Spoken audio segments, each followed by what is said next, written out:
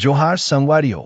आज हम बात करेंगे गोंडवाना के बारे में, जो हमारे छत्तीसगढ़ के इतिहास और संस्कृति से गहराई से जुड़ा है। लाखों साल पहले एक विशाल महाद्वीप था जिसे गोंडवाना लैंड के नाम से जाना जाता था।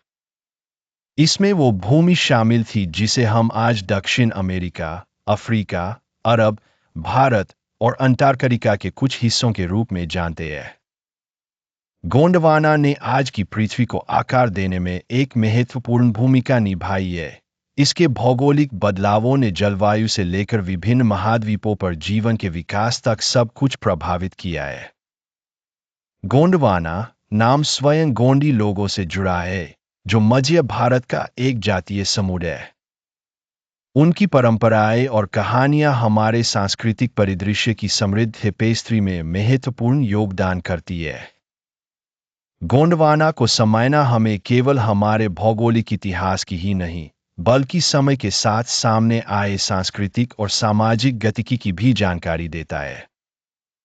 छत्तीसगढ़ के हमारे अविश्वसनीय इतिहास से और भी दिलचस्प कहानियों और खोजों के लिए बने रहें।